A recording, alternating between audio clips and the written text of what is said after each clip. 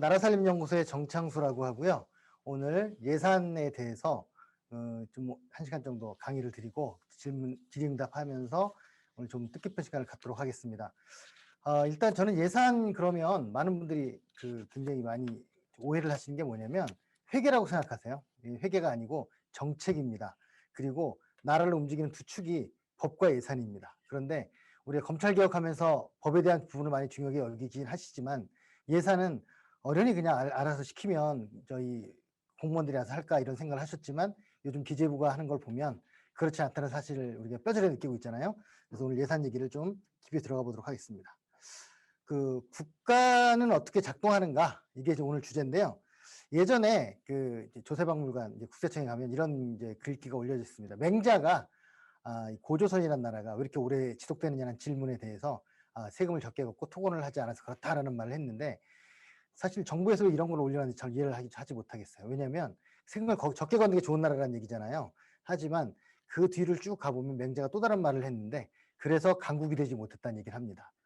그러니까 고조선은 오래 지속되긴 했으나 그냥 그렇게 흘러간 거고 자신들은 뭐 여러 가지 시도를 하다가 망하기도 했지만 그래서 자기들은 강국이 됐다는 얘기를 하는 거죠. 그래서 국가의 역할에서의 재정의 역할을 한번 생각해보는 그런 시사점이 있습니다. 그래서 헌법에도 이 법과 예산 국정감사가 가장 중요한 기준으로 되어 있습니다. 그래서 국회가 정부를 어떤 방식으로 견제하느냐를 규정을 헌법의 52조, 54조, 61조에 이렇게 법과 예산, 국감 이렇게 세 가지로 지금 구분을 했습니다. 그런데 제가 이제 알기로는 아마 헌법이 개정되면 국감이란 제도는 폐지될 겁니다. 그럼 주요 국가 중에서 국회 감사원이 없는 나라가 우리나라가 거의 유일하다고 보시면 됩니다. 또한 주요 국가 중에서 예산 증액권이 없는 나라 의외에 우리 한국이 유일합니다. 우리 다음으로 보수적인 국가가 일본인데 일본은 감액한 만큼 증액할 수 있어요. 하지만 우리는 한 푼도 원칙적으로 증액할 수 없습니다. 정부의 동의가 없다면. 그래서 아마도 제가 볼 때는 이후에 권력 구조가 바뀌게 되면 큰 변화를 겪을 것이 예산이다. 그런데 지금 너머에 산은 많이 있습니다. 그 외에도 슈페터가 했던 얘기나 골드차이드 하는 얘기를 보면 예산을 어떻게 쓰는가가 바로 그 집안, 그 국가, 지역의 모습이고요. 그리고 이념이라고 할 수 있습니다. 참고로 지금 스웨덴 같은 나라에서는 극우 세력이 국민 부담률, 조세와 사회보험 합쳐서 45% 주장하거든요. 근데 우리나라는 진보 정당이라고 하는 정의당조차도 28% 주장합니다. 그래서 만약에 재정으로만 보면 정의당 같은 당도 거의 한 극우 세력이 되는 그런 좀 셈이 되고 있습니다. 재정의 3대 기능이 자원배분, 소득분배, 이 경제안정 및 성장인데 이 자원배분과 소득분배는 우리가 그 전에 생각을 많이 했었던 건데 지방자치단체 이 두 가지 다 하고 있습니다. 그런데 경제안정 성장에 대해서는 우리가 국가가 이러니 정말 중요하구나 하는 거를 작년 코로나 때 우리가 뼈저리 느끼고 있죠. 단순하게 걷어서 쓰는 게 아니라 실제로 개입해서 경제를 방향을 바꾸는 것까지도 국가가 하는 일이라고 할 수 있습니다. 그런 면에서 우리가 예산을 바라보는 시각이 어떤 거냐, 이게 세 가지가 있습니다. 하나는 소비자, 하나는 절약자, 하나는 수문장, 이 세 가지인데요. 이게 무슨 예산을 쓰는 국민만 소비자가 아니고 관료들도 소비자예요. 많이 겪어보시면 알겠지만 자기 부처의 일이나 아니면 또 자기가 하는 일을 예산을 지키려고 하는 노력들이 굉장히 큽니다. 그래서 이들을 소비자의 역할을 하고 있다고 보고요. 이게 꼭 나쁜 건 아닙니다. 소비자가 어떤 포지션, 어떤 상황에 놓여 있는가에 따라 긍정적인 역할도 하죠. 예를 들면 복지를 획득하기 위해서 계층이나 지역이나 계급이 단결한다면 일시적으로는 굉장히 긍정적일 수 있습니다. 그래서 그거보다 조금 한 발 또 달라지는 게 절약자의 입장인데요. 좀 아끼자, 절약하자. 이 자세도 항상 필요하죠. 근데 이거를 하는 게 주로 납세자 운동을 하는 시민단체나 아니면 기재부 같은 곳이 그런 역할을 합니다. 원래 기재부는 그런 역할을 하면 안 됐었는데 지금 상황이 그렇게 됐습니다. 그래서 원래 기재부의 역할이나 정치인들의 역할이 할 일이 수문장의 역할입니다.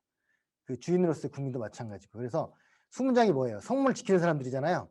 저기 쳐들어온 성문을 닫고 우리 또 나갈 때 나가야 되고 이게 이제 수문장의 역할인데 마냥 닫기만 하려는 절약자나 마냥 열기만 하려는 소비자는 둘 다 바람직한 모습은 아닙니다. 그래서 우리가 앞으로 정치를 하고 나라를 주도해 가려면 어떻게 하는 게 좋은지를 항상 고민하는 수문장의 역할이 필요하다. 그렇게 생각할 수 있습니다. 참고로 현 정부는 인수위원회가 없이 시작을 했어요. 참으로 안타까운 일인데요. 그것 때문에 정부 조직 개편을 못했습니다. 그래서 지금 다음 정부를 준비하신 분들의 많은 논의 중에 가장 큰 줄거리는 기재부를 어떻게 할 거냐예요. 그래서 지금 대체적으로 경제기획원이나 참여정부 때 기획예산처 시절이 굉장히 기획견이 컸다라는 평가 때문에 일단 쪼개자. 그리고 더 나아가 아예 어떤 전문가들은 청와대에 예산실을 부서로 두자 하는 주장까지 하고 있어요. 충분히 가능한 얘기고요. 미국도 백악관에 예산실이 있습니다. 그래서 그런 것들도 여러 가지 열어놓고 지금 토론하는 중이다. 그렇게 이해하시면 되겠습니다. 저희 나라살림연구소가 2014년부터 5년 동안 그 더불어민주당의 예산 업무를 위탁받아서 그 업무를 수행했었어요. 왜 그렇게 됐냐? 이 거대한 민주당조차도 예산을 담당하는 분들이 거의 별로 없었던 거예요. 그래서 저희가 가서 실무적인 부분들을 처리를 했는데, 그래서 저희가 이제 기재부랑 협상도 하고 했습니다. 근데 그때 봤던 놀라운 사실은 국회가 엄청나게 노력을 해서 엄청난 예산을 새로 만들고 깎고 그럴 줄 알았는데 아니었다는 거죠.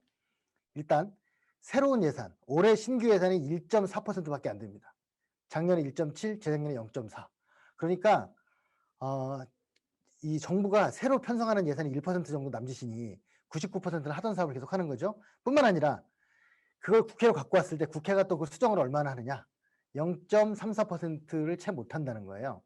많이 하는 줄 알았는데 그건 뭐냐면 정부가 깎을 걸 미리 예산 안에 넣어놓은 거예요.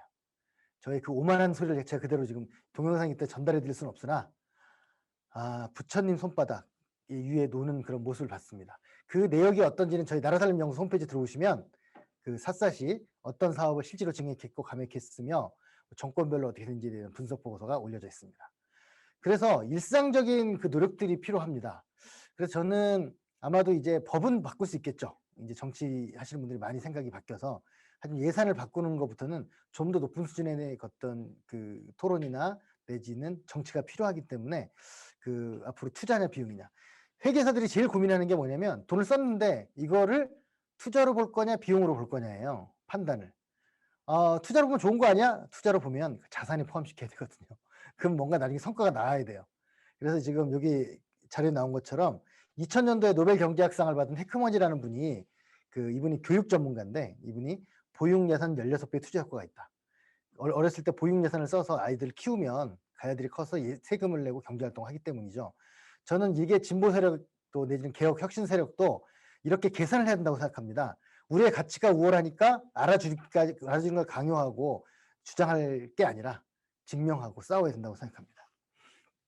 자, 요즘 이 재정하면 채무 문제가 나오는데요. 지금 보시면 이 굴곡이 몇 번 있죠.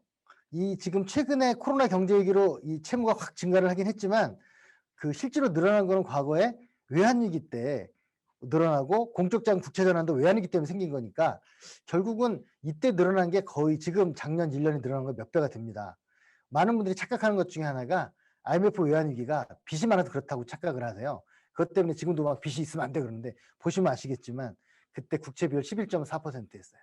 그때는 유동성 위기였습니다. 그러니까 그때는 아까 제가 기획예산적 분리하자고 했는데 유동성 위기가 왜 생겼냐면 재정경제원이라고 해서 금융까지도 재정경제원 원장 아래 다 둬버린 거예요. 견제가 안 되는 거죠. 저는 관료를 개혁할 때 가장 첫 번째는 그들을 견제시켜야 된다. 그런 생각을 합니다. 이게 뭐 정치하고 달라서 일하는 사람들은 자기 영혼이 없어야 되기 때문에 각 분야에서 자기 일을 하고 정치가 그걸 조정하는 역할을 하는 게 바람직하다고 생각합니다. 그래서 최근에 빚 얘기 나오면 우리가 항상 이자 얘기 하잖아요. 이자 무섭죠. 근데 우리 작년에 한국이 처음으로 0% 국고채를 발행하기 시작했습니다. 이뿐만 아니라 우리나라는 지금 대외의 순채무 국가, 채권 국가예요. 보시는 것처럼 이 공공 부분의 빚도 있지만 민간의 빚도 있거든요. 그것까지 종합해서 한국은행에서 발표를 하는데 여기 보시는 것처럼 채권은 2020년 기준으로 9,520억 불인데 외채는 5천억 불이에요. 거의 더블이죠. 그래서 한국은 굉장히 빚을 많이 진 게 아니라 빚을 많이 준 나라예요. 그리고 실제로 우리나라 대외 채무 중에 빚은 10% 정도밖에 되지 않습니다. 외채는. 그래서 너무 건전해서 이런 일이 발생했어요. 작년에 9월에 한국이 세계에서 4번째로 마이너스 국채를 발행했습니다. 작년 말에 2021년도 예산을 편성할 때 그 제가 이제 그 예결위 공청회에 그 발표로 나갔는데 그 나가면 5명 나가거든요. 민주당 추천 3명, 국민의힘 2명 나가시는데 제가 이 얘기를 했더니 막 어떤 분이 격렬히 저항하는 거예요. 일시적으로 그럴 수도 있지. 일시적으로도 처음입니다. 일시적으로도 4번째입니다. 물론 일시적일 수 있겠죠. 근데 이게 바보가 아닌데 왜 이렇게 빚을 마이너스? 이게 무슨 말이냐면 빌린 사람이 이자를 받는 거예요. 이자를 내는 게 아니고. 왜 이런 일이 발생했냐면 스위스나 독일 같은 데 지금 예금을 마이너스 예금이 있거든요. 그러니까 현금을 계속 갖고 있을 수 없으니까 이렇게 분산해서 맡겨두는 거예요. 관리비를 주고. 한국도 그런 나라 중에 하나고, 그래서 미국이 재작년, 작년에 독일, 프랑스, 한국이 지금 마이너스 국채를 발행했습니다. 너무 건전해서. 그리고 실제로 현재 있는 빚도 어떤 거냐면 외채가 적다고 말씀드렸잖아요. 또 하나 뭐가 있냐면 그 빚 중에 한 40%는 금융성 채무예요. 금융성 채무의 대부분이 뭐냐면 외평채라고 해서 우리가 지난번 IMF 외환위기 때 큰 당함이 있었기 때문에 우리가 외화를 갖고 있어야 돼. 그래서 외화를 사놓으려고 있는 외채. 그러니까 빚을 졌지만 사실 외화로 돈을 있으니까 이거는 순수한 빚이라기보다는 담보 대출 같은 거 일종의. 그래서 실제로 빚은 더 줄어듭니다. 그래서 저희 연구소가 OECD에서 사실은 순채권이라는 그 통계를 발표하거든요. 근데 이 순채권이라는 통계를 제가 왜 기재부나 언론들이 발표를 하지 않을까? 저희 OECD도 가져와서 계산해 보니까 12% 정도 돼요. 순채권이. 그래서 우리가 빚이 있는 나라는 전혀 아니다. 물론 그래서 막 쓰자는 얘기는 아닙니다. 자꾸 이런 얘기하면 그래서 막 쓰자는 얘기냐 그러면서 이제 무책임한 걸로 몰아붙이는데, 일단 팩트는 그러하고, 그랬을 때 빚을 지더라도 어떻게 지르고 어떤 사업을 할 거냐는 그 다음 문제겠죠. 지금 보시는 것처럼 그러다 보니까 이자를 내는 돈이 줄어들었어요. 오히려 2014년 이후로. 왜냐하면 이자율이 내려갔기 때문이죠. 그래서 지금 그렇고요. 그리고 우리나라가 그러면 현재 어떤 수준이냐 했을 때 이 표를 보여드리는데요. 보시면 이 미국이 24%죠. 쭉 내려가면 한국이 있습니다. 맨 위쪽에 한국이 있어요. 한국 보시면 한국이 지금 1.93인데 제가 업데이트를 안 했구나. 어쩐지 좀 찜찜하다 했습니다. 2.8로 올라갔습니다. 지금 한국이 세계 비중이. 그런데 밑에 포도 색깔 있죠? 이 색깔이 아프리카예요. 그래서 이 포도 색깔이 아니라 저기 어디 갔냐? 예, 이집트 포도 색깔 맞습니다. 죄송합니다. 거기 보시면 그 나라들을 합친 것이 한국보다 적어요. 그래서 우리나라가 잘 살긴 하겠지만 뭐 어느 정도겠어라고 생각하시는데 우리가 사실은 아프리카 대륙보다 돈을 더 많이 번다. 그러니까 즐기자는 얘기가 아니라 우리가 현실에 맞는, 현재 우리의 위치에 맞는 그 재정 어떤 계획을 세워야 한다, 그런 말씀을 드리는 겁니다. 자, 이계산 심의로 가시면 중앙 얘기 좀 했으니까 지방으로 가면 현재 지방 재정에서 우리가 가장 주목해야 되는 것 중에 하나가 뭐냐면 교육 재정이에요.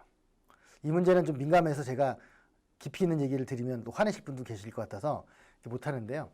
예를 들면 이런 거예요. 2010년에 1인당 교육 예산이 학생 초중고 1인당 500만 원이었던 것이 2020년에 1,600만 원이 넘어섭니다. 그래서 아이들이 줄어서 그런 것도 있고 이 교육 예산이란 게 그 국세의 20.24%를 교육재정에 넣기 때문에 교육재정 교부금으로 그렇게 되는 건데요. 그러다 보니까 요즘 여러 가지 논란이 있어요. 그래서 기재부나 행안부, 이 많은 또 정치인들도 이제 지방재 재정 중에 일부로 교육재정을 해야 되는 게 아니냐, 따로 분리해야 되는 게 아니지 않느냐, 그리고 이 학생도 주민의 일부 아니냐, 뭐 그래서 지금 가고 있는데, 다른 나라는 이미 통합돼 있는데 이제 한국은 좀 독특한 구조여서 분리돼 있어요. 그래서 그거의 교집합, 그 지방 재정과 교육 재정의 교집합이 뭐냐면 비법정 전입금, 무상급식으로부터 시작된 교육경비 보조금이 있어요. 이 부분이 경기도만 6,500억이에요. 이게 교육청으로 안 가고 직접 학교로 가는 돈이에요.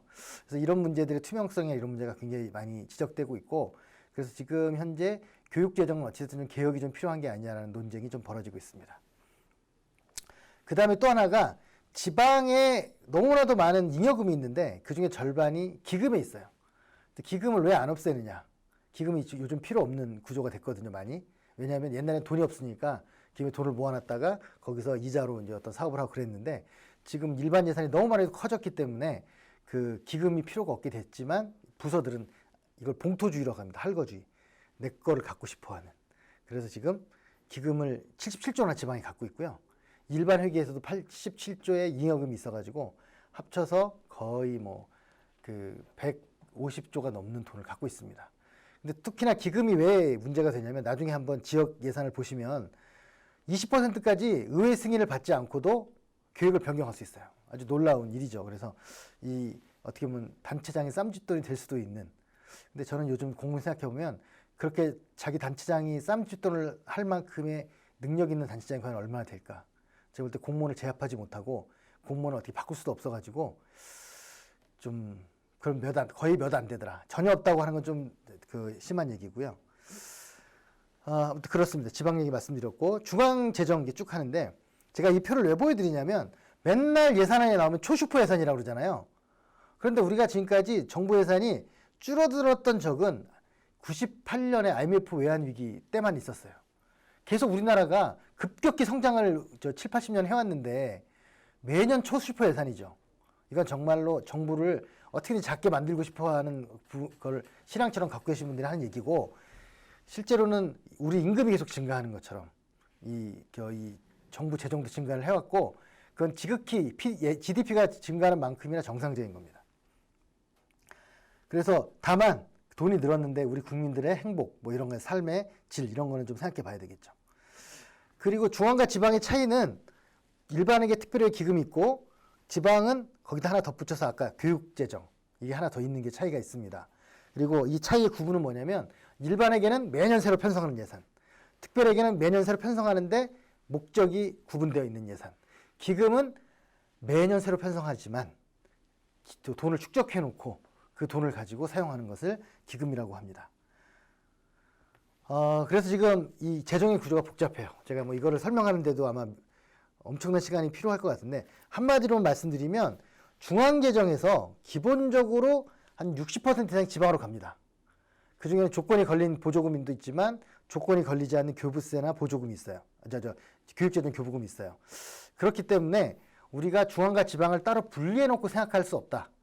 지방재정에서 거의 그 80% 가까이가 중앙에서 오는 돈이에요. 이전 재원이기 때문에 그 중에는 교부세도 있지만 보조금도 있고 그래서 앞으로 이제 재정을 볼 때 중앙과 지방을 같이 봐야 합니다. 그리고 우리가 많은 착각하는 것 중에 하나가 그 지역에 편향이 있을 거라고 생각하잖아요. 그런 일 거의 없다고 보시면 됩니다.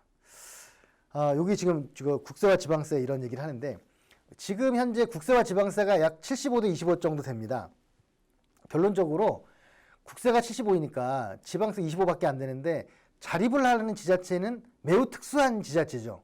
그런데 지금 대부분의 언론이나 이런 전문가들은 잘 모르니까 자립을 못하는 지자체가 뭐 돈도 없는데 공무원 월급도 못 주면서 무슨 일을 한다는 말이냐 하면서 지자체들이 뭔가 새로운 일을 할 때마다 반발을 하잖아요.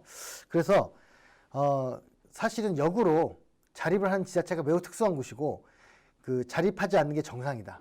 다만 그 돈을 중앙이 대신 교부세로 채워주기 때문에 그 돈을 얼마나 잘 쓰는가를 얘기를 해야 되는 거지 수익 구조 갖고 얘기하면 무지하거나 아니면 정치나 행정에 대한 혐오를 불러일으키기 위한 그런 혐오 발언이라고 생각합니다.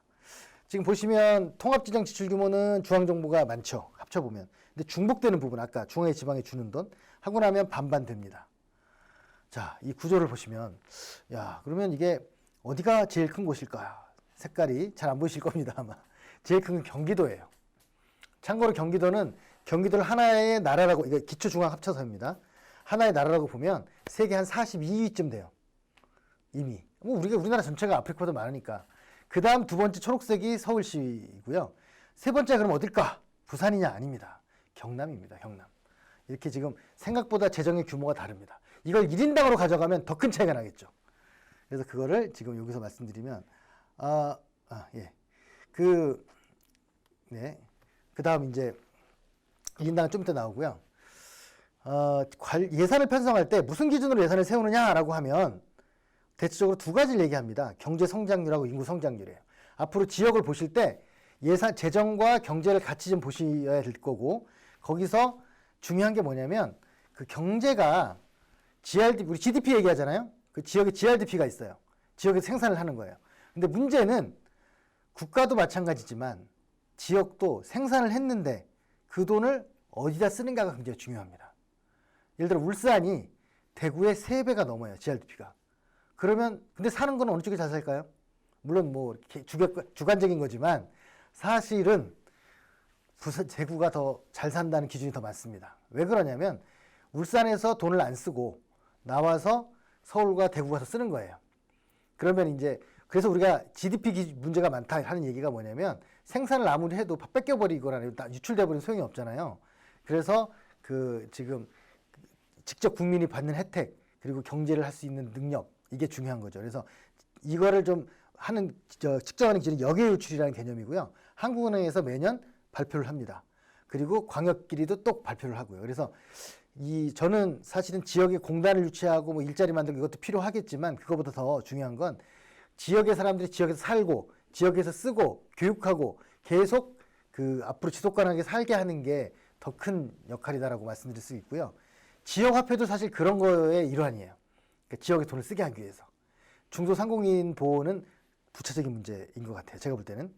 두 번째가 인구 성장률인데요. 인구가 줄고 있는데 모든 지역이 도시계획에서 인구를 늘리는 걸로 잡아놓고 있어요. 여기서부터 예산 낭비가 시작됩니다.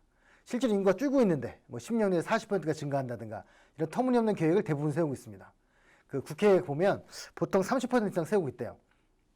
그러면 시설을 그만큼 더 과잉으로 짓게 되고 나중에는 이제 그게 예산 부담으로 이제 돌아오게 됩니다. 이 세 번째 이 공무원들이 신경 안 쓰는 게 있는데 사회조사라는 게 있습니다.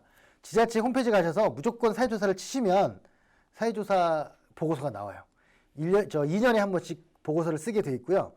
그 좀 앞서가는 곳들, 뭐 열심히 하는 곳들, 뭐 중구나 서초구나 아니면 저기 뭐 지역에 가면 좀 잘하는 데가 있어요. 그런 데는 매년 합니다. 그리고 기초는 800명 이상 하라고 했는데 2,000명씩 하고 있고요. 광역은 15,000명을. 이게 뭐냐면 주민이 진짜 원하는 게 뭔지를 조사하는 거예요. 그걸 정책에 반영하라는 겁니다. 그런데 잘 안 하죠.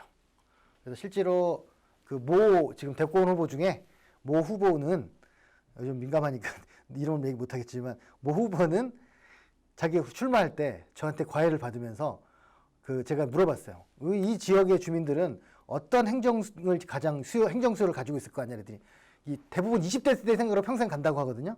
그러니까 자기가 20대 때는 여기가 낙후 지역이니까 뭐 도로 놔달라는 거야 철도겠지. 아니에요. 문화였어요. 1등이. 도로는 4등이었습니다. 교통은. 2등이 교육이었고 3등이 복지였어요. 그래서 단체장이 된 다음에 열심히 작은 영화관 20개를 만들었는데 그중 10개가 흑자였다는 겁니다. 운영 흑자. 그러니까 지역에 있는 주민들도 아무리 큰 TV가 있어도 극장에 가서 영화를 보고 싶은 거예요. 개봉관 영화를 틀어주거든요. 똑같은 날. 그러면 별로 비용도 안 들고 충분히 가능했는데 그런 식으로 이 사회조사 보고서를 한번 앞으로 유심히 보시는 예를 들면 대구의 사회지표 이런 게 있습니다. 뭐 결혼에 대한 문제, 가족관계, 월평균 소득 뭐 이런 것들이 있고요. 직업 만족도나 뭐 그리고 교육에 대한 문제라든가 주거, 버스, 교통 뭐 이런 것들을 지역별, 세대별로 다 조사해 놓은 거예요. 그래서 모 서울시장 후보는 전철역마다 다른 플랜카드를 걸었습니다. 그 지역 주민들이 뭘 원하는지를 알기 때문에 선거 때도 필요하고 이 직접 정책을 할 때도 필요한데 문제는 이게 이제 행정에서 이 부분에 관심이 전혀 거의 없다고 보여집니다. 그래서 여기 들으시는 분들이라도 오늘 당장 이따가 사회조사 보고서를 다운받아서 우리 지역이 진짜 어떤 상태로 놓여 있고 어떠한 요구를 갖고 있는가. 제가 김포를 한번 예전에 봤더니 10대와 30대와 50대가 교통 수요가 달라요. 모두가 촛불 들고 나오는 거 아니에요. 저분도 분명히 30대에서 50대 사이일 거예요. 10대는 자전거 도로예요. 그 차이가 있습니다. 그래서 그런 부분들을 우리 지역을 정말로 이해하려면 사회조사 보고서를 먼저 보고 시작해라 하는 말씀드리고 뭐 인구가 줄어드는 건 다 이제 뭐 2035년부터 줄기로 했었는데 벌써 줄어들었죠. 그래서 인구가 줄어들면 생기는 두 가지 문제가 있습니다. 앞으로 꼭 지역에서 이 정책을 보실 때 참고하셔야 되는데요. 두 가지인데 하나는 빈집 문제예요. 일본이 1000만 채 빈집이 생겼습니다. 그래서 우리나라도 지금 140만 채를 넘어섰는데요. 그러다 보니까 지금 법이 발효가 돼가지고 빈집 및 소규모 주택 정비에 관한 특례법이 발효가 됐어요. 그래서 이 빈집 문제가 이게 왜 생기냐면 뜨문뜨문 생기지 않아요. 집중적으로 생깁니다. 지역별로. 제 특정 지역을 얘기하면 뭐한데 여하튼 지금 우리나라에서 최근 10년간 가장 인구가 많이 감소한 지역이 부산의 모 구예요. 지난 10년간 20% 감소했습니다. 그럼 두 번째로 많이 감소한 게 그러면 어딜까? 인천에 있어요. 이게 우리가 생각하는 것과 전혀 다른 그런 상황이 있기 때문에 이걸 한번 고려를 해보시면 이 빈집 문제나 이런 부분들과 도시재생 이런 문제를 연결시켜 생각하셔야 되는데, 문제는 그 신도시 만들면서 구도심에 사람들이 이사를 가기 때문에 생기는 문제거든요, 지금은. 그래서 이 빈집이 생기는 비율이 기하급수로 증가를 합니다. 뭐 차츰차츰 체증하는 게 아니고, 그래서 강제로 철거할 수 있는 권한을 지자체장한테 줬지만 뭐 지금 거의 사용하지 않고 있고요. 두 번째가 도시공원인데, 작년에 헌법재판소 판결에 의해서 도시공원을 해제해야 된다 그래가지고 이제 20년 됐으니까. 근데 사실은 헌법재판소가 판결할 때는 20년 시간을 주면 집행할 줄 알았어요. 근데 뭐 이 차일피일 미루면서 20년이 흘러간 거죠. 결국은 서울시 한 3분의 1쯤 되는 도시공원을 해제해야 되느냐 말아야 되느냐 그런 논쟁이 벌어졌는데, 사실은 돈이 있었죠. 제가 볼 때는 단체장들이 소수는 몰라서 그런 거라고 생각하고, 다수는 그 사람들이 해제를 원하기 때문에 도시공원을 내버려 둔 것 같아요. 그래서 해제 대책을 세웠다고 국토부가 작년도에 발표를 했지만, 제가 보고서를 다시 분석을 해보니까 절반은 유예를 한 거예요. 사람들의 머릿속에 도시공원이 사라지길 기다리는 그런 것도 있지 않을까라는 의혹을 갖고 있습니다. 그 다음에 최근에 큰 변화 중에 하나가 자동차의 문제인데요. 좀 자동차 판매가 감소하고 있고, 전기차가 되면 더 줄어들 거라고 보고, 구글이 미국을 조사했는데 그 차량이 운행하는 시간이 하루에 3%밖에 안 된다고 해요. 어저께도 그 국토부에서 발표를 했는데 우리나라 차량 통행이 감소를 시작했다는 거예요. 그래서 이런데 도로는 또 크게 증가하고, 이런 부분은 차량 운행이 감소하는 도로를 늘리는 것은 어떻게 봐야 할 것인가, 이런 문제도 좀 우리가 봐야 되는데, 또 하나는 차량이 줄어들면 교부세 산정 기준이나 도로나 자동차 세입 뭐 이런 것들이 큰 변화가 있어요. 그래서 이제는 재정이 다른 얘기가 아니라 우리의 경제 생활과 밀접하게 연관되어 있다. 공시지가가 올라가니까 지방세 수입이 증가할 것이고, 아마 올해 지금 1분기 최근에 발표가 됐는데 1분기만 해도 국세가 19조가 더 거쳤다는 거 아닙니까? 참 슬픈 일인데 이 부동산 때문입니다. 물론 수출의 효과도 있지만요. 그 예산에 대해서 벌써 절반이 지나가서 예산에 대해서 우리가 생각을 해보시면, 낭비가 뭘까? 낭비 기준이 저는 첫 번째 판단하는 기준이 목적 전치라고 생각해요. 목적이 바뀌는 거예요. 목적. 여기 지금 나오는 지도가 강원도 인제 관대리란 마을인데, 이 2008년에 도로를 만들어줬어요. 다리를 만들어줬어요. 이 주민들을 위해서 40가구 사는데 380억을 들여 다리를 만들었는데, 제가 저기 가서 이렇게 호소했습니다. 여러분, 다리를 허물어 버립시다. 허물어 버리고 유지관리비 10억을 가지고 우리 주민의 복지를 위해 쓰자, 이렇게 했더니 주민 누구도 찬성하지 않아요. 왜냐하면 주민이 원하는 건 땅값이었던 거죠. 12배가 올랐습니다. 그런데 원래 목적은 이 마을의 지속 가능한 발전이잖아요. 이미 절반의 주민이 땅을 팔고 떠났습니다. 그러면 이 사업은 낭비 사업이라고 저는 볼 수 있다는 거예요. 우리가 이제 앞으로 그렇게 접근해야 됩니다. 방향이 잘못되어 있느냐. 우리는 횡령이라든가 무슨 아주 극히 작은 사례를 가지고 예산 낭비라고 하니까 예산 낭비가 성립이 좀 안 되거든요. 어떤 방향, 시대에 뒤떨어진 지출, 이건 또 낭비일 수 있습니다. 그리고 목적에 맞지 않는 지출도 그렇고요. 그 다음에 또 하나는 매몰 비용이에요. 매몰 비용. 그러니까 들어간 돈이 얼마인데 들어간 돈이 아까워서 계속하는 일들이 많습니다. 앞으로 들어갈 돈을 계산해야 되는 거죠. 그래서 우리 지역의 사업들 중에도 계속 해야 되는가를 판단할 때 과거에 들어간 돈이 중요한 게 아니라 앞으로 들어갈 돈을 더 중심으로 생각해 봐야 됩니다. 그런 대표적인 게 전라북도의 새만금이고, 또한 지역마다 있는 민간 위탁, 특히 상하수도, 이런 부분들이 과거에 들어간 돈들이 아까워가지고 계속 하는 것들 중에 있거든요. 그래서 그런 부분을 한번 생각해 보실 필요가 있습니다. 잘 쓰는 사례로 지금 대표적으로 들은 것들이 100원 택시 이런 것들이 좀 있는데요. 저는 대부분 예산 낭비 사업이라고 생각합니다. 왜냐하면 서천군 하나가 유일하게 성공했다고 보여지는데, 서천군은 택시를 운행하면서 버스 운행을 대부분 줄였어요. 그러면 예산도 절감하면서 주민들의 어떤 복리도 향상시킨 건데, 대부분의 지역은 버스 회사를 못 이겨가지고, 버스가 부담스러워가지고 버스는 버스대로 주고 택시를 운행하죠. 그럼 버스 적자가 더 커지겠죠. 그럼 더 많은 돈을 지불해야겠죠. 그럼 낭비 사업이 되는 거예요, 오히려. 그래서 이런 부분들을 좀 해결한 대표적인 사례가 신안군 버스 공영화예요. 버스를 전부 다 공영화했는데 45억 원이나 적자를 보던 버스, 중공영제 때는 그랬는데 공영제를 했더니 15억으로 줄어든 거죠. 그럼 도대체 무엇일까? 이제 저는 공공이 하느냐 민간이 하느냐, 어느 쪽이 더 효율적이냐, 이런 판단은 아무 근거 없다고 생각하고요. 케이스 바이 케이스라고 생각합니다. 그래서 오히려 더 많은 사람이 투명하게 내용을 보면서 관여를 했을 때 더 잘 될 수 있다고 생각을 해요. 무조건 어떤 사람들이 하면 잘 된다 이런 거는 편견이라고 생각합니다. 자, 그 다음에 하나만 더 말씀하고 나면 이게 요즘 보상금들이 많아졌어요. 왜냐하면 주민들 옛날처럼 무력으로 내지는 행정으로 억압해서 할 수 있는 문제가 없기 때문에 이게 지금 옥천 같은 경우에는 댐 주변 지역에 뭔가 돈을 지원했더니 많이 돈을 쓰시다가 낭비하다가 횡령하셔가지고 감옥도 가고 막 이렇게 돼서 이 예산이 독이 됐는데 이쪽 진천 초평리는 어떤 곳이냐면 쓰레기 매립장에 들어왔는데 그 쓰레기 매립장에 들어온 돈을 초평 초등학교에 투자를 한 거예요. 그래서 지금 굉장히 최첨단 교육을 하는 시범 학교가 돼버렸고 그래서 지금 EBS 다큐멘터리도 소개될 정도로 그 학교가 다시 살아났습니다. 50명밖에 안 되던 학교가 지금 다시 100명이 넘어서고 아이들 따라온 부모들이 이사를 귀촌하면서 지금 마을이 살아나는데요. 예산을 어떻게 쓰는가에 따라 이걸 그냥 비용 처리해버리는 것처럼 마구 써버리는 것과 미래를 투자하는 지역이 굉장히 큰 차이가 있더라 하는 그런 사례를 말씀드리겠습니다. 자, 지방에서 3대 거짓말. 예산이 없다. 우리 정수에 특별히 따랐다.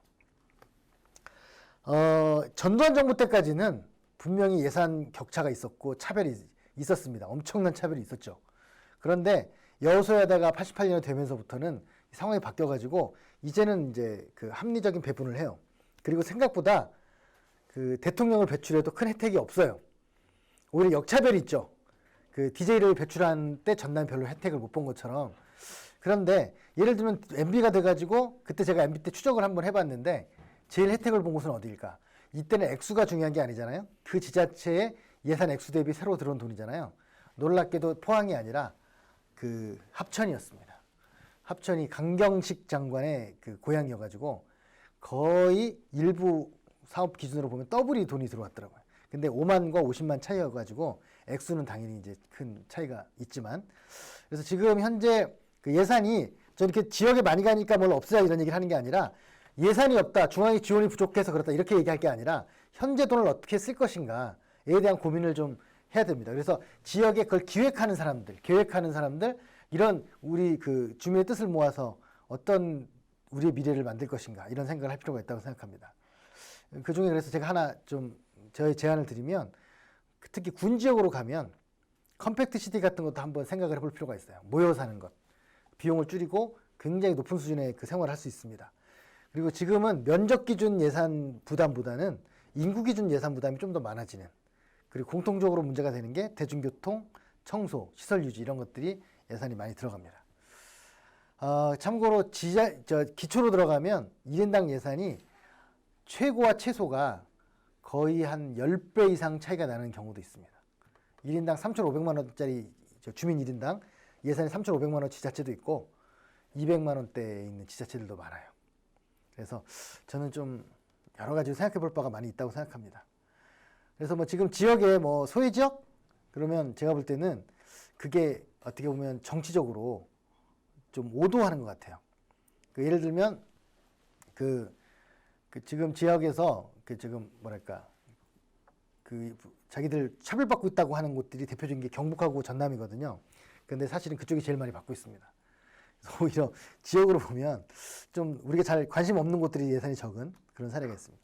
지금 이게 뭐냐면 이게 설명하려면 긴데 한마디로 말씀드리면 왜 지역에 잉여금이 많은가를 보여주는 표예요. 지금 파란색이 당초 예산입니다. 당초엔 이렇게 편성했는데 실제로 들어온 건 노란색이에요. 그러면 지자체에서 뭐라고 하냐면 그 돈 잉여금 다 편성해 쓴다. 빨간색이 편성한 거예요. 다 편성 안 하죠. 근데 그마저도 다 못 써요. 그래서 실제로 쓴 돈은 초록색이 되는 거예요. 초록색과 노란색이 사이가 잉여금이 됩니다. 이게 무려 아까 말씀드린 기금까지 포함해서 지역이 150조가 넘는 돈이 지역이 있어요. 그리고 중앙정부는 국민연금 빼고도 250조가 있고요. 100대 기업이 1000조 이상의 적립금을 갖고 있잖아요. 그래서 한국은 너무 많이 써서 문제가 아니라 너무 안 써서 경제가 지금 조금 돌아가지 않는 측면이 강하다라고 저는 생각을 합니다. 그리고 1인당 세출 예산 비교하면 굉장히 차이가 크죠. 세종시는 471만 원, 이제 전남이 1152만 원이고요. 시군별로도 차이가 있습니다. 그리고 인구와 예산은 약간 반비례하게 지금 구성이 되어 있습니다. 그리고 많은 분들이 착각하는 것 중에 하나가 아, 복지 때문에 재정 부담이 많아서 힘들어라고 하잖아요. 그럼 이 표를 한번 지역에서 만들어 보세요. 그러면 이거는 이제 광역 기준이긴 한데 전체 예산에서 복지가 차지하는 비중을 얘기하면 굉장히 복지가 많아 보이죠. 그런데 국가에서 주는 보조금을 제외하고 자체 재정에서 쓰는 돈만 계산하면 복지가 평균 13%입니다. 기초나 광역의 평균이 13이에요. 그래서 오히려 다른 곳에 더 많이 써요. 그리고 특히나 이거 보시면 지금 그 자체 예산으로 쓰는 색깔이 지금 노란색 뭐 이런 것들인데 그 실제로는 복지나 이런 부분들 지금 사회복지는 자체 예산 쓰는 게 하늘색인데 사회복지 같은 경우에 별로 지역에서 자체로 쓰지 않잖아요. 다른 부분들이 이제 훨씬 더 많이 쓰게 됩니다. 그래서 우리가 그 복지 때문에 재정이 부족하다고 하는 건 잘 모르고 하는 얘기거나 아니면 굉장히 알면서 약간 오도하려고 하는 측면이 있어요. 왜냐하면 복지 예산이 증가하는 것보다 아직은 전체 예산 증가하는 비중이 더 높아요. 복지가 우리가 생각하는 요구하는 것만큼 늘어나면 좀 달라지겠지만 점증적으로 증가하고 있기 때문입니다. 분권으로 가면 그래서 지금 굉장히 우리가 고민해야 되는 게 뭐가 있냐면 지역 균형과 분권이 충돌하는 지점이 있습니다. 분권을 하게 되면 지역의 권한을 더 주는 거잖아요. 재정까지도. 그렇게 되면 지역 균형을 할 때 아무래도 지역 격차가 생기게 되겠죠. 그럼 지역 균형을 위해서는 또 이런 그 지역에 또 더 힘든 곳에 더 많은 돈을 줘야 되기 때문에 이게 굉장히 복잡합니다. 그래서 뭐 제가 이제 수원시장도 오셨다고 하는데 이 단체장마다 이해가 좀 달라요. 그래도 민주당 쪽의 단체장들은 그걸 고려하기 때문에 자기 지역만 생각해가지고 무조건 분권을 하자 이렇게 얘기를 안 하는데 대부분의 경우에는 자기 지역을 중심으로 생각하다 보니까 좀 유리한 얘기를 많이 합니다. 그래서 원래 현 정부가 시작할 때 6대 4까지 지방세 6으로 내리고 중앙 국세 6으로 내리고 지방세 4로 그 올리는 게 현 정부의 그거였는데 그것까지는 안 되고 7대 3까지는 아마 간신히 갈 듯 말 듯 지금 한 상태입니다. 그런데 저는 이게 물론 그렇게밖에 공약을 할 수밖에 없는 것도 있었지만 저는 조금 잘못된 것이었다고 생각을 합니다. 왜냐하면 지방세 비중이 커지면 지역 격차가 더 커져요. 그 지방세 잘 거치는 지역이 좀 더 지역이 많아지겠죠. 그래서 이게 굉장히 오묘합니다. 저는 독일식을 좀 선호하는데요. 독일은 국세와 지방세 말고 공동세가 50%예요. 이 공동세라고 하는 거는 그 지역이 그 총리와 그 지방자치단체 그러니까 주지사들이 모여가지고 합의를 해요 매년. 그래서 형평을 맞추는 겁니다. 우리나라 교부세랑 비슷한데 우리 교부세는 행안부가 일괄적으로 나눠주는 거잖아요. 거기는 정책 타협에 의해서 나눠준다는 거죠. 그리고 교부세도 독일은 잘 사는 지역은 20%까지 더 받을 수 있게 하고 좀 형편이 어려운 지역도 80까지밖에 안 채워줍니다. 근데 우리는 똑같이 채워주거든요. 열심히 일할 필요가 없죠. 중앙에서 오는 돈만 많이 확보하려고 노력하면 특히 보조금을 그렇게 지금 하는 상태입니다. 자, 뭐 아무튼 지역의 재정을 이제 보시면 우리가 조금 참고해야 될 게 뭐가 있냐면 그 지역마다 세출 집행 현황이 있어요. 세출 집행 현황. 모든 지자체 홈페이지에 가시면 우리 지역 사업이 뭐가 있지? 예산서를 보는 것도 도움이 되지만 예산서보다 세출 집행 현황을 한번 찾아보세요. 그러면 보통 광역은 8,000건, 지역은 한 3, 4천 건 되거든요. 이 사업들의 목록이 나와 있고 각각의 재정의 국비, 도비, 시도비, 그 시군구비가 나와 있고 그 사업의 내역이 나와 있어요. 그리고 오늘자 현재 집행률까지 나와요. 기준을 작년 12월 31일로 하면 결산 기준이 나와요. 매우 놀라운 사이트가 재작년부터 홈페이지에 올려져 있으니 참고하시고요. 그리고 이제 이것들이 이제 지자체마다 있고요. 거기서 이렇게 지금 집행 잔액이 얼마나 많이 남아 있고 이런 것들을 알 수가 있는 거예요. 그래서 사실은 작년 말에 많이 집행 잔액이 남아 있는 사업이 현재도 많이 남아 있는 사업이 되겠죠. 또 하나 꼭 보셔야 되는 게 계약 정보 시스템이라는 게 있어요. 제가 이 지자체에서 하는 계약들이 다 올려져 있는데요. 제가 에피소드 2개를 말씀드리면 하나는 전남에 있는 모 군에 갔는데 3천억 예산 중에 무려 300억을 조경사업에 쓰는 거예요. 근데 말이 안 되는 게 그 지리산 국립공원이 면적의 70%인데 도대체 무슨 조경을 한단 말인가? 300억이나. 그래가지고 제가 1차로 어느 업체랑 했지? 그랬더니 업체가 많아요. 그랬더니 혹시 몰라서 하도급을 가서 봤더니 한 업체에 그 300억 중에 150억이 쏠려 있는 거예요. 그리고 그 대표의 이름은 모두가 알아요. 군수의 동생인 거죠. 그래서 그랬더니 또 이제 이거에 대한 반론이 있더라고요. 지역에 큰 회사가 많이 없기 때문에 외부 회사가 계약을 한 다음에 지역 업체 준다는 거예요. 제가 볼 땐 정말 어거지 얘기 같은 얘기라고 보고 지역 업체를 키울 생각을 해야죠.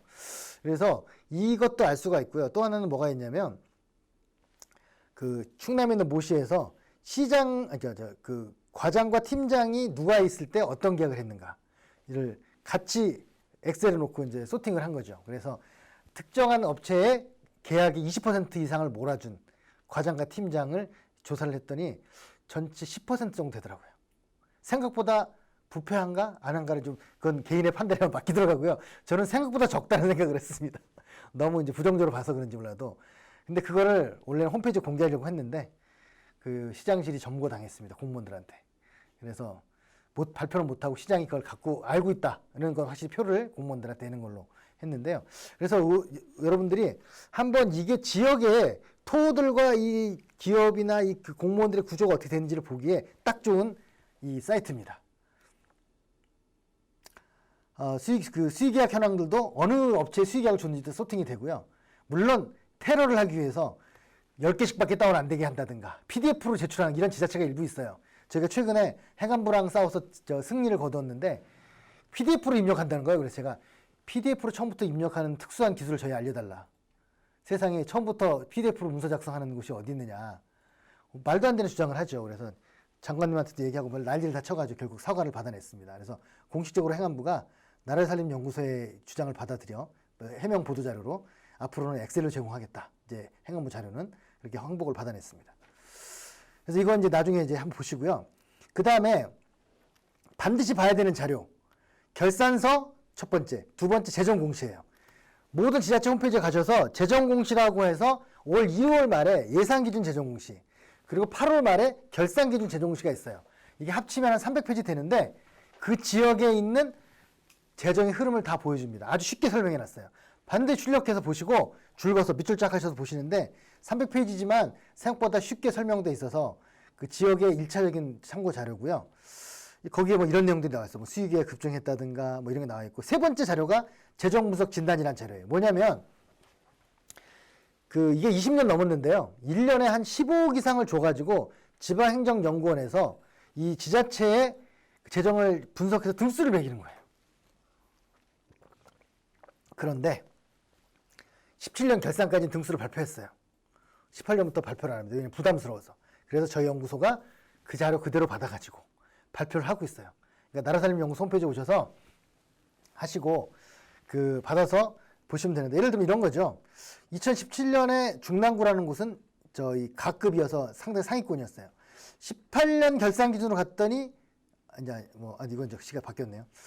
이래서 제가 좀 바꿨어야 되는데, 아무튼 이 앞에서 광양시는 중간쯤이었는데 더 뒤로 갔죠. 지금 18년 결산으로는. 그리고 20년에는 이제 20년에 발표한 19년 결산은 9등으로 다시 올라갔어요. 올해 10월이 되면 이게 발표가 됩니다. 그럼 현 단체장의 성적을 보여주는 거예요. 그리고 지금 민주당은 지금 지난 2018년 선거할 때도 현직을 평가할 때 재정분석 진단이나 뭐 이런 것들 고려해가지고 현직의 컷오프 감점을 줘서 완전한 컷오프는 아니지만 할 때 기준으로 삼기도 했어요. 그렇기 때문에 중요한데 몰라요. 아마도 이번 선거 때부터는 저희가 계속 10,000명 이상하게 쏘고 있기 때문에 아마도 경선 도전자나 본선 도전자들이 많이 이걸 활용해 먹을 겁니다. 그래서 여러분들도 한번 우리 지역을 한번 보시는데 20년 결산 기준은 이제 10월에 나오는 거죠. 이게 현 단체장의 마지막 성적표예요. 그러면 중요한 건 추세입니다. 지금 어디가 꼴찌죠? 시흥시가 꼴찌죠. 현 시장님이 문제가 있어서 그런 거 아니에요. 원래부터 시흥시가 좀 등수가 낮았어요. 그거는 시흥시에 좀 결정적 결함이 있기 때문입니다. 백오찍으라고 하는 곳에 돈을 안 쓰고 모아놓은 게 있어가지고 그러는 건데요. 아무튼 추세가 나아지고 있느냐 나빠지고 있느냐가 중요한 거예요. 돈이 많은 곳이 등수가 좋지 않아요. 시흥시 보시면 뭐 김해, 과천 하위권에 있잖아요. 오히려 의정부, 여주, 이천 이런 게 상위권에 있죠. 그러니까 이거는 굉장히 다른 기준입니다. 여주 같은 경우는 저희가 열심히 시장님이 저희를 불러가지고 막 여러 가지 지출금 조정해가지고 등수를 올렸어요. 지표를 개선시켰습니다. 이게 상대편 후보가 쓰기에 아주 좋은 거죠. 행안부가 인정하는 등수니까. 그래서 군 지역 같은 경우는 칠곡이 꼴찌로 좀 되어 있고요. 연천이 1등으로 되어 있습니다. 그 경기도도 연천밖에 안 들어있어요. 그래서 이것들을 좀 구체적으로 하면 이렇게 뭐 지금 화동 제가 이제 군으로 계속 나왔으니까 나중에 우리 지역은 몇 등이지 하는 거를 한번 보시라고 일부러 시군구별로 다 해놓은 거예요. 지금 보시면 구로 가서는 인천 서구가 지금 가장 아래로 되어 있습니다. 그래서 이거는 아마 지역 공무원들도 잘 관심이 없을 거예요. 하지만 많은 돈을 들여 행안부가 하는 이유가 있죠. 지금 저 결산 이렇게 해서 구도 나와 있는데 이것 때문입니다. 더 깊이 들어가면 어떤 지표가 등수가 나쁜지 나와 있어요. 그래서 이게 노란 경고등 있죠? 노란 경고등이 바로 그걸 얘기합니다. 그래서 여기는 보면 중랑구 같은 경우에는 통합재정 수치 비율이나 공기업 비치 비율을 비교를 한 거죠.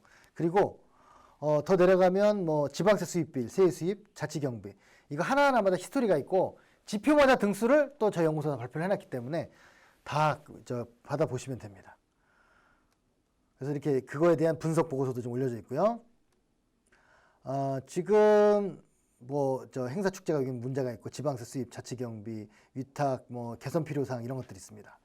그래서 제가 요 세 가지 보고서 아까 말씀 뭐죠? 결산서, 그 다음에 재정 공시, 그 다음에 이 재정 분석 진단. 이 재정 분석 진단은 이 등수 정도는 저희 보고서를 활용하시면 되는데 실제로 개별 지역은 한 10페이지가 안 돼요. 그러니까 그거는 그냥 저희 행안부에 가서 다운받으셔도 되고 저희 홈페이지에 올려져 있으니까 다운받으셔서 우리 지역만 특별히 보시면 돼요. 그렇게 양이 많지 않습니다. 요거를 자세히 샅샅이 보시면 이후에 지역을 이해하는 데 큰 도움이 될 것이다. 이렇게 말씀을 드리겠습니다. 자, 그 다음에 예산 관련해서 보실 때 꼭 참고하실 사이트를 몇 개 소개시켜 드리면 첫 번째 지방재정 365라는 사이트입니다. 이곳에서 그 지방재정에 관한 모든 자료를 볼 수가 있습니다. 특히 그 중에 뭐 거기서 뭐 소팅도 하고 엑셀도 받고 여러 가지가 있는데 그 중에 또 부록으로 또 하나 뭐가 있냐면 예산 효율화 우수 사례라는 게 있어요. 이거는 매년 말이 되면 12월이 되면 공무원들 중에 예산을 효율적으로 운영한 사례에 대해서 대통령상부터 쭉 주는 거거든요. 그런데 그 사례를 보면 우리가 생각지 못한 사례가 많습니다. 예를 들면 이런 게 있죠. 경북 달성군에서 어떤 공무원 한 명이 2011년에 야 우리 지역에 테크노파크를 건설하자 했는데 이게 한번 건설하자고 해놓고 이렇게 결정이 쉽지 않잖아요. 그래서 투용자 심사를 땅 사는 거하고 건물 사는 거 따로 한 거예요. 건물은 19년에 지었습니다. 땅은 11년에 샀어요. 만약에 그때 11년에 안 사놨다면 19년에 가면 350억을 더 줘야 되는 거예요. 대단히 훌륭한 공무원이죠. 그래서 국무총리상을 줬습니다. 그리고 그 부산 북구 같은 경우에는 뭐가 있었냐면 그 국공립 병설 유치원은 있지만 병설 어린이집은 없거든요. 그걸 학교를 설득해가지고 병설 어린이집을 만든 거예요.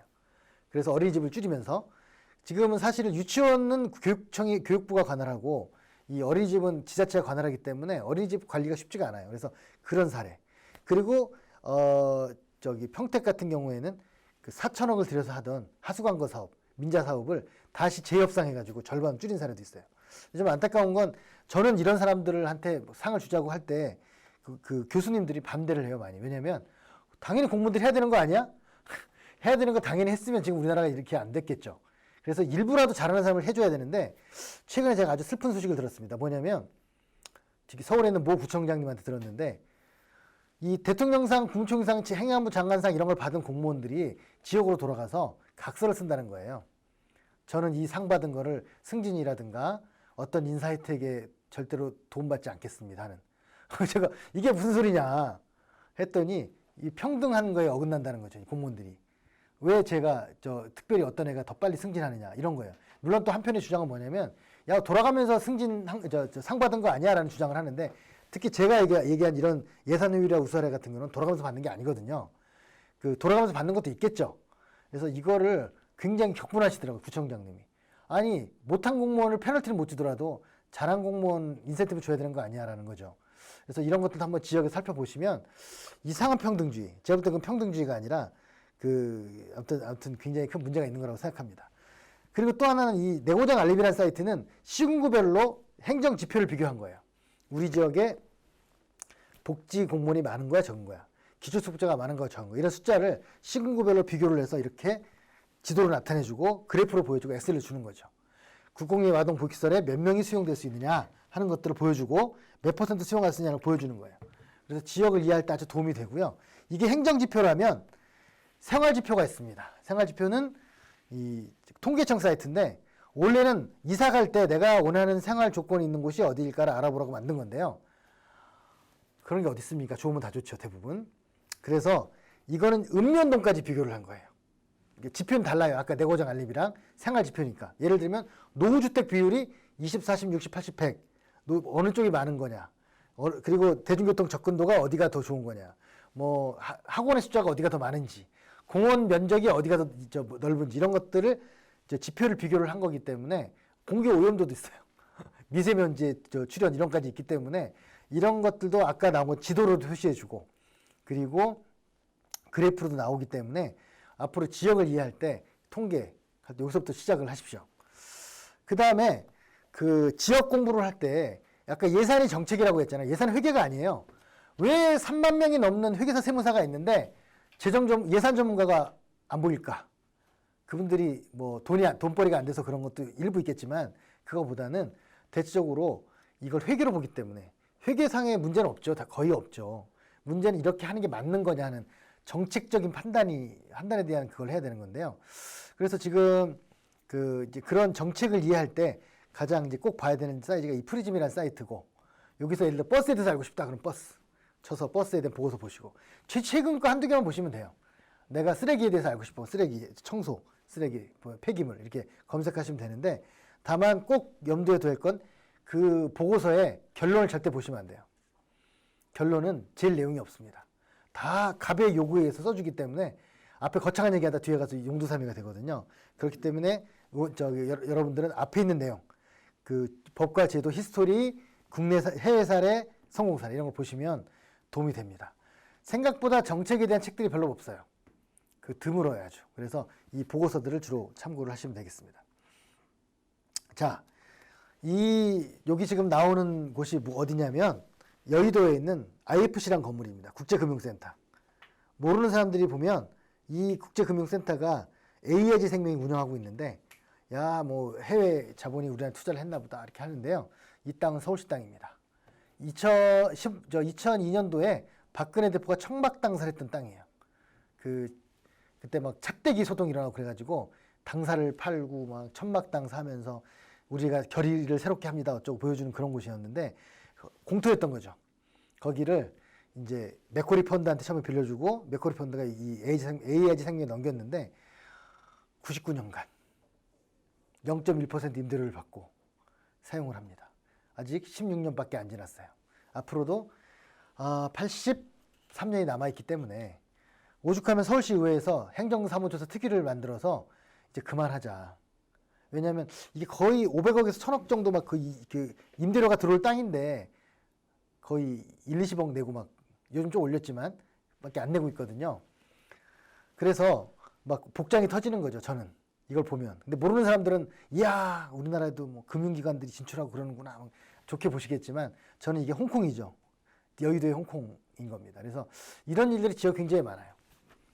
예를 들면 남산 케이블카는 68년부터 계속 한 집안이 운영하고 있으며 설악산 케이블카도 70년대부터 그 박정희 대통령의 큰 사위인 한병기 전 주민대사가 운영을 하고 있습니다. 큰딸이 원래 박근혜 대표가 큰딸이 아니고 박영옥이라고 하는 큰딸이 있어요. 그래서 그런 일들이 우리 지역에 많이 있습니다.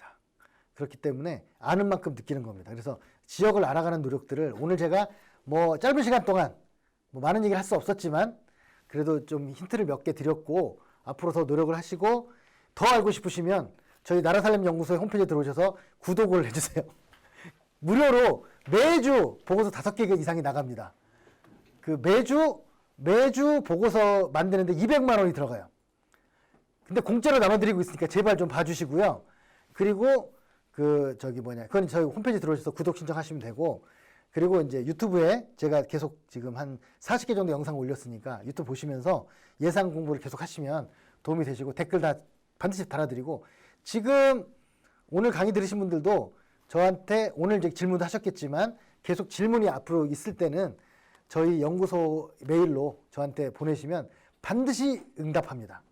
저희 17명이 근무하고 있기 때문에 충분히 가능합니다. 일부러 그래서 저희가 사실 제가 나라살림연구소가 지금 어떻게 보면 시민단체가 아닌데 모두 시민단체로 알고 있어요. 제가 아니라고 아무리 주장을 해도 하는 짓이 시민단체다. 그렇게 지금 알고 있기 때문에 특히나 이제 민주당 특히 여러 가지 단체장들도 그렇고 많은 저에게 노력들을 하고 있어서 앞으로 학교도 많이 열고 있고 하니까 많이 들어주시면 고맙겠습니다.